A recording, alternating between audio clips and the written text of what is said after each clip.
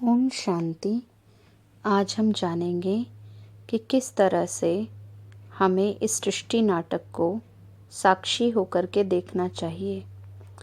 कई बार होता ये है कि जब हमारे जीवन में कोई घटना होती है तो कई बार हम बहुत जल्दी दुखी हो जाते हैं और उसके कारण हम एक दूसरे पर दोष लगाना शुरू कर देते हैं कि मेरे साथ इनकी वजह से ऐसा हुआ है या इन व्यक्ति के कारण मेरे जीवन में ये घटना आई है, इन लोगों की वजह से ये परिस्थिति मेरे साथ हुई है।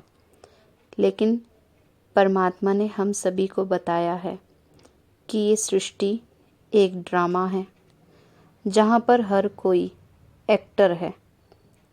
इसलिए हमें अपने रोल पर ध्यान देना चाहिए, दूसरों पर नहीं।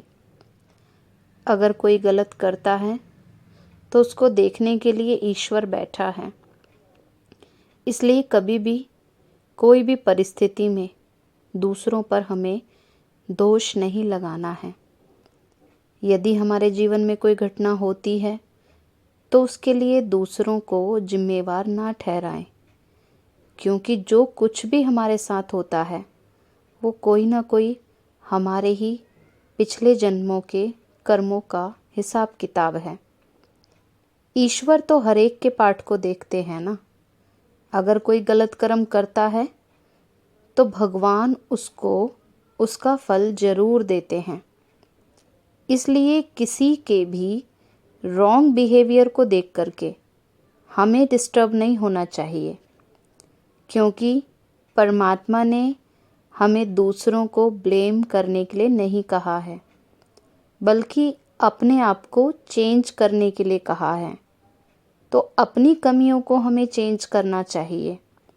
छोटी छोटी बातों के लिए दूसरों पर इल्ज़ाम ना लगाएं, क्योंकि भगवान हमें हमारी ईमानदारी के आधार से देखता है।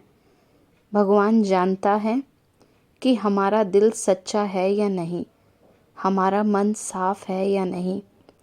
अगर हमारे मन में किसी के लिए भी नफ़रत की भावना है, क्रोध की भावना है, तो हमें कभी भी ईश्वर की मदद प्राप्त नहीं होगी। जब हम अपने मन से हमेशा सबको दुआएं देंगे, जब हम अपने मन में हमेशा सच्चाई रखेंगे और सच्चे दिल से ईश्वर को याद करेंगे, तो ईश्वर से हमें हमेशा मदद ज़रूर मिलेगी और हर परिस्थिति को पार करने की शक्ति भी मिलेगी।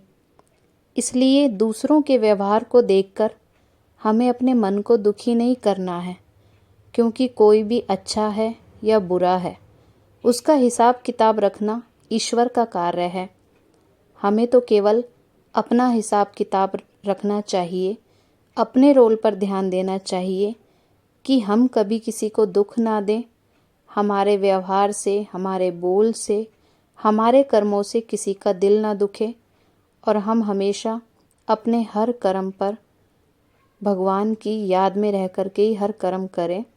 अपने हर कर्म को ईमानदारी से करें और हमेशा अपने जीवन में सच्चाई और रहमदिल भाव और दया भावना को बनाए रखें। तभी हमें परमात्मा का साथ मिलता रहेगा।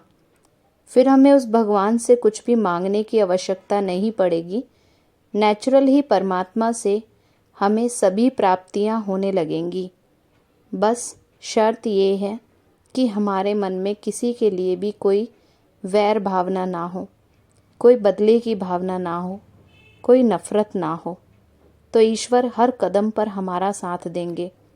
जब हम अपने जीवन में हर कर्म ईमानदारी से करेंगे तो भगवान भी हमेशा हमें शक्ति देते रहेंगे। हमें कुछ भी उनसे मांगना नहीं पड़ेगा। अच्छा, ओम शांति। ओम शांति।